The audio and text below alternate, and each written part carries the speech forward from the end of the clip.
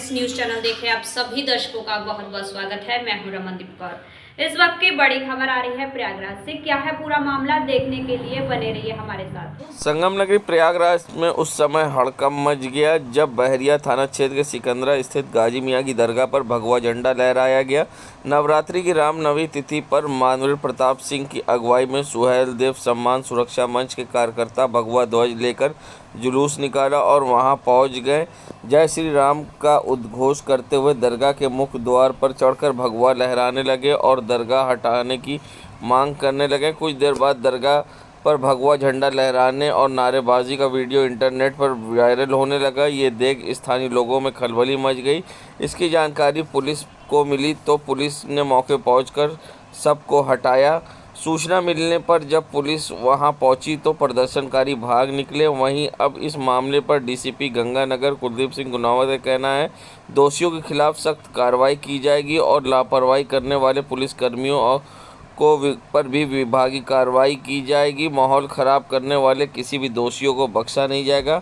मगर आप देख सकते हैं किस तरह से यहाँ पर हौसले बुलंद थे। रामनवमी के जुलूस के मौके पर यहाँ पर भगवा झंडा लहराया गया और एक बार प्रयागराज में फिर से माहौल ख़राब करने की कोशिश की गई। मगर अब देखना होगा पुलिस इन पर किस तरह से कार्रवाई करके इनको सलाखों के पीछे भेजती है।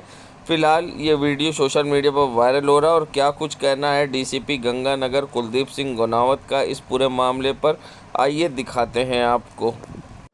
आज दिनांक 6 अप्रैल को थाना बहरिया में स्थित सिकंदरा में एक दरगाह में जिसमें 5 मज़ारें हैं, जिनमें बड़े पुरुष परिहार, जोधा परिहार, सती, बाबा बहराना, पहरू बाबा आदि की मज़ारें हैं, जिनमें अधिकांश हिंदू समुदाय व कुछ मुस्लिम समुदाय के श्रद्धालु जाते हैं। पर कुछ युवकों द्वारा धार्मिक झंडा लहराकर नारेबाजी की, जिसको तत्काल मौके पर तैनात पुलिस द्वारा रोका गया तथा हटाया गया। उक्त संबंध में प्रकरण की जांच कर विधिक कार्रवाई सुनिश्चित की जा रही है। मौके पर शांति व्यवस्था कायम है। प्रकरण में लापरवाही बरतने वाले संबंधित पुलिस कर्मियों पर विभागीय कार्रवाई की जा रही है। यह पुनः स्पष्ट किया जाता है कि कहीं भी शांति व्यवस्था में विघ्न डालने वाले अराजक तत्वों पर कठोर कार्रवाई सुनिश्चित की जाएगी।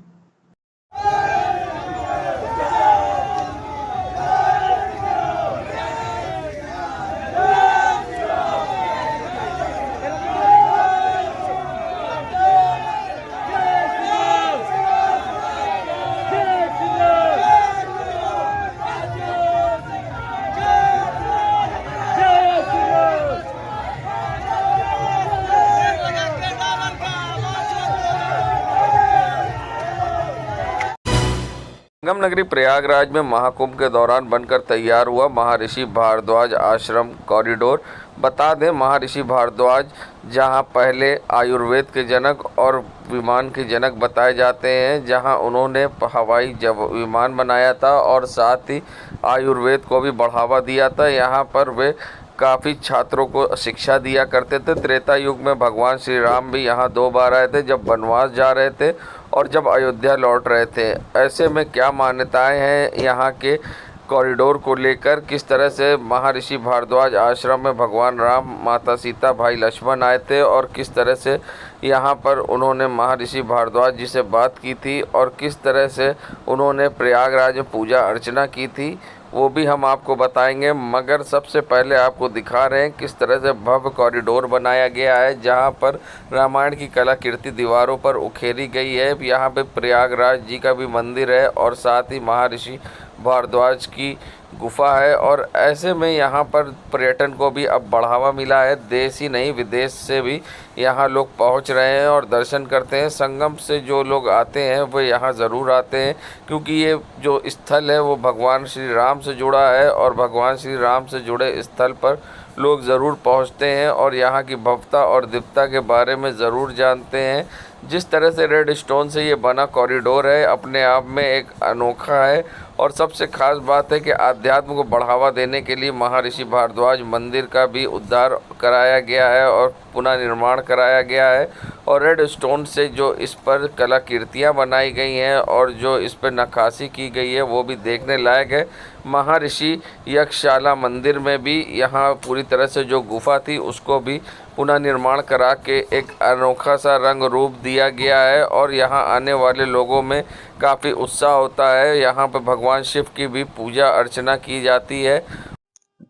महाकुंभ के दौरान जहां करीब 13 करोड़ की लागत से यूपी सरकार के द्वारा महर्षि भारद्वाज आश्रम कॉरिडोर बनकर तैयार हुआ है और ये तस्वीरें हम आपको दिखाएंगे कि यहाँ पर किस तरह से भगवान राम के जीवन और रामायण से जुड़ी चीजों को दर्शाया गया है। किस तरह से यहाँ ऋषि मुनि हवन कर रहे हैं, भगवान राम माता सीता के साथ हैं और ये सारी चीजें दिखाई जा रही है और किस तरह से महर्षि भारद्वाज जी यहाँ पर किस तरह से आश्रम में शिक्षा देते थे, क्योंकि इनको पहले विमान का जनक भी बताया जाता है, आयुर्वेद का भी जनक बताया जाता है। और ऐसे में जो ये कॉरिडोर में तस्वीरें आप देख सकते हैं, ये कलाकृति दीवारों पर बनाई गई हैं, ये एक अद्भुत है जो आध्यात्म की ओर लोगों को आकर्षित करती है। और किस तरह से यहाँ पर ये पूरी व्यवस्थाएं आपको देख सकते हैं, इधर भी हम आपको दिखाएंगे कि किस तरह से पूरी दीवार पर उखेरी गई है और ये व्यवस्थाएं जो है सरकार के द्वारा बनाई गई है। 13 करोड़ की लागत से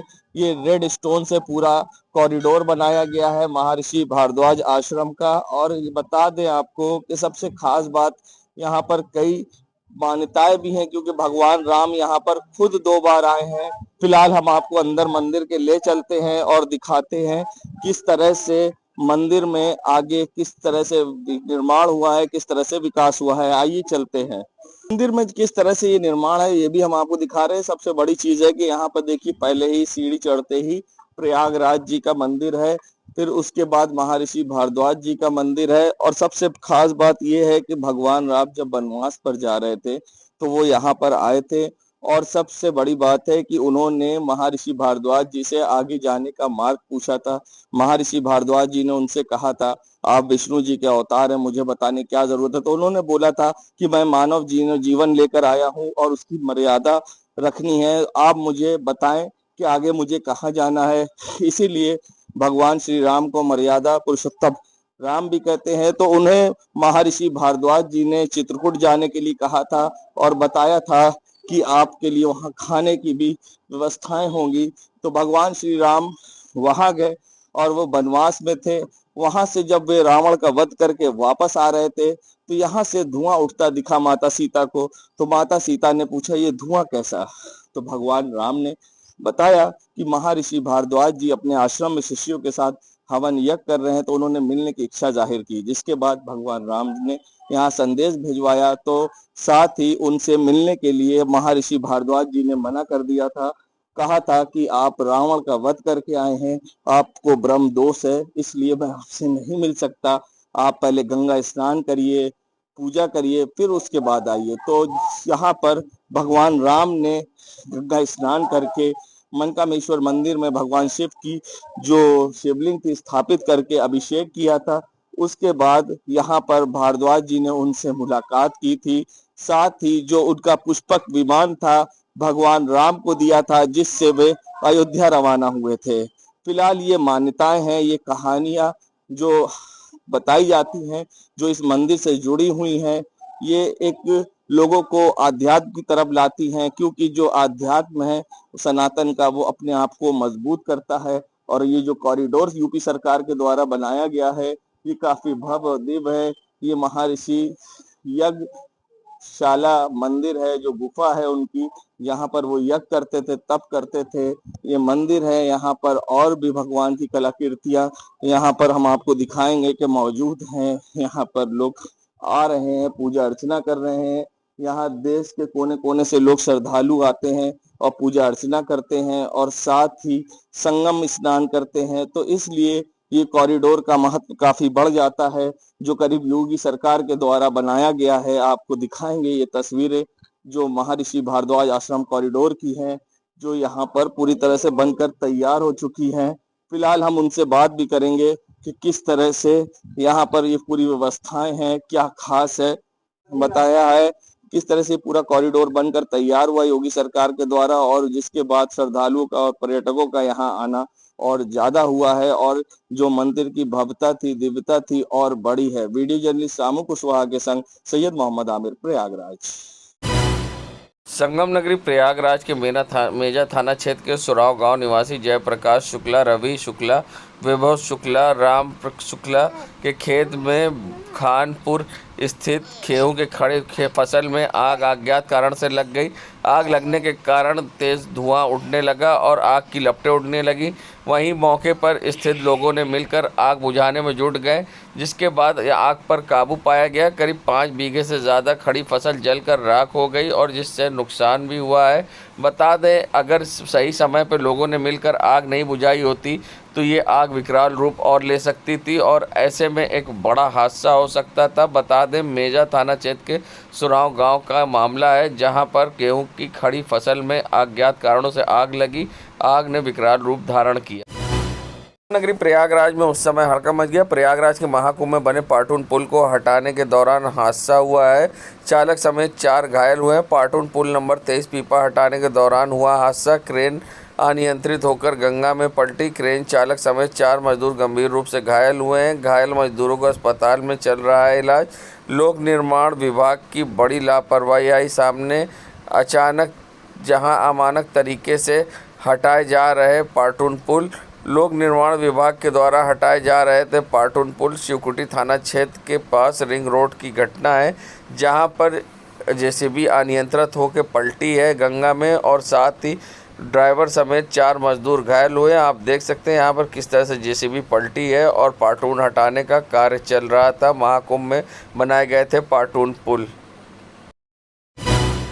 रामनवमी के मौके पर जहां माता रानी के दरबार में लगी भक्तों की भीड़, चाहे प्रयागराज के शक्तिपीठ ललिता देवी मंदिर हो या फिर अलोप शंकरी मां कल्याणी देवी, जहां सभी जगह भक्तों की भीड़ लगाई दिखाई। ब्रह्म मुहूर्त से ही भक्त यहां पर दर्शन पूजा अर्चना करने के लिए पहुंचे। आप देख सकते हैं ये तस्वीरें हैं कल्याणी देवी मंदिर की, जहां भक्त हाथों में प्रसाद लेके मां के दर्शन के लिए उतावले दिखे और वो लंबी कतारों में दिखे और अपनी अपनी बारी का इंतज़ार करते दिखे मां के आशीर्वाद लेने के लिए। रामनवमी पर जहां भक्तों की भीड़ दिखी। अंतिम दिन नवरात्र के यहाँ पर मां के दर्शन के लिए सुबह से ही लोग पहुंच रहे थे और पूजा अर्चना की लोगों ने और मां से अपने कल्याण की कामना की। 51 शक्ति पीठों में से एक है कल्याणी देवी मंदिर, जिसका पुराणों में भी वर्णन है। देश दुनिया की खबरों के लिए world media times news channel को सब्सक्राइब करें।